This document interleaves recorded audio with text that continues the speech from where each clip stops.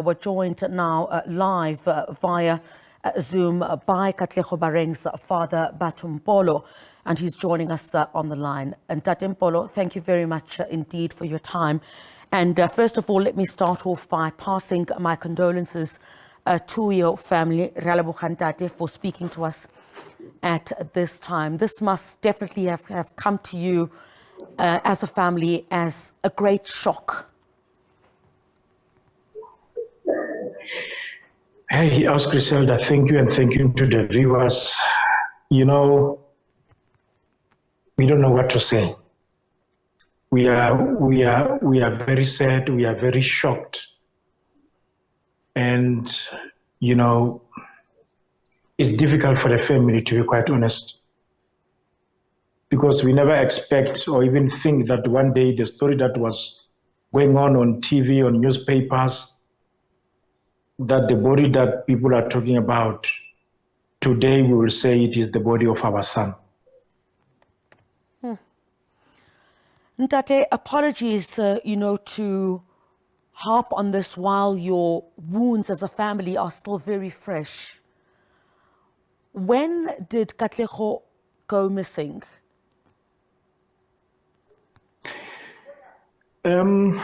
Because we used to communicate most of the time on social media, because Katlego was a social media guy. But then last year, April, we discovered that he's no longer active on social media. Because I'm staying in Tembisa, then I called Monica, the mother, to ask if she has seen Katlego or not. And then she said she hasn't seen her. She said she hasn't seen him, for quite a while, because Katlego was staying with her grandmother. I then asked her to go and check on them. Hello again. We've tried to re-establish that connection with Ntate Mpholo, who, of course, is the father of Katlego Bereng, whose charred body was found in the cell of Thabo Bester police overnight, confirming that indeed it is Katlego Bereng. Ntate Mpholo, apologies for that break in transmission. You were saying that, or describing when it was that you realized that your son was missing. Yes, it was in April last year. And then you obviously started a search for him and went through different means to try and establish his whereabouts.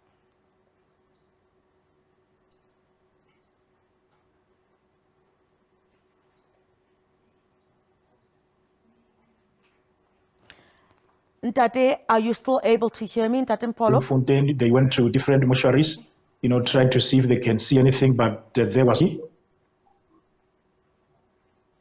All right. And yes, I can hear you. Yes, apologies. We seem to have a delay there, Ntate. I can hear you now. And then now to hear from police that this is indeed the body of your son that was transported into this correctional facility.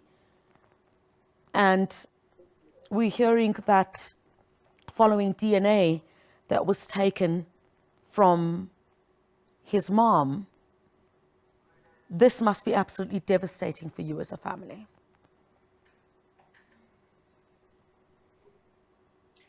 As Griselda, it is shocking. We still even don't believe that this is happening. It's like we are shooting a movie, something that is not real. Especially knowing the character of my son. He was a friendly boy who liked to go out with friends, who loved soccer so much, who loved social media so much, who loved to create friends, new friends. But now to find ourselves in this situation, it is shocking. And what explanation? We are really devastated. Yeah. What explanation have you been given as a family currently? I hear there are conflicting statements that have been made. What are police saying happened to your son? Yesterday, we were told that he collapsed in town. Then the ambulance was called. He was taken to hospital. When he got there, it was found that he's lacking blood. He passed on, and then he was sent to a mortuary. But Oscar Shelter, I don't believe that. That is not the truth. Do you believe your son was murdered? Yes. Because from where I stand, what I believe that first my son was kidnapped, kept somewhere, then at later stage killed, and still kept somewhere again before they transfer him to the prison for that fake. And then that's when they bent him. He was already dead long ago, and it was a planned thing by these people. So I understand that you will be heading to Bloemfontein to join other family members in Mpholo. This would be to identify, is it the remains of your son? I understand you'll be heading to Bloemfontein.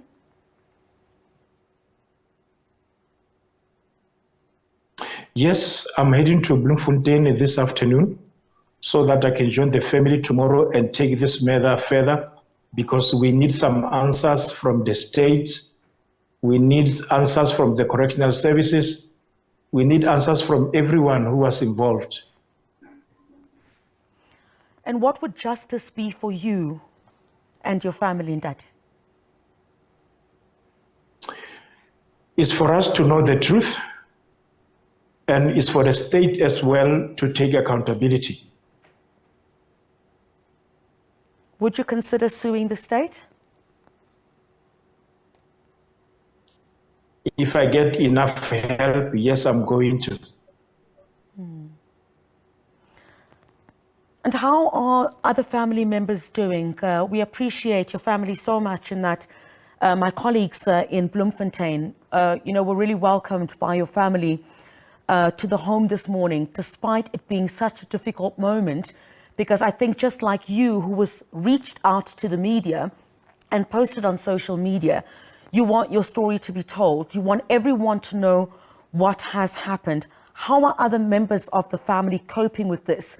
My colleagues in the Free State, Kamogelo Siekoi, also spoke to some of the friends that grew up with your son. How are the other members of the family coping with such devastation?